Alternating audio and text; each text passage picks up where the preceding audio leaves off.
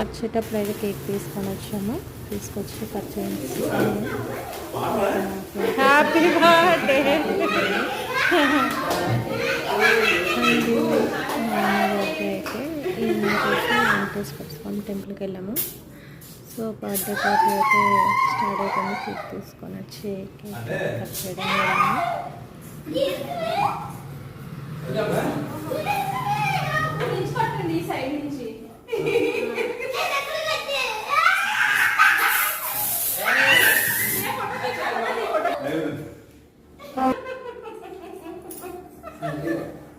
చెప్పాలి కదరా అన్నదా నువ్వు కూడా మళ్ళీ వెళ్ళలేదు. Okay okay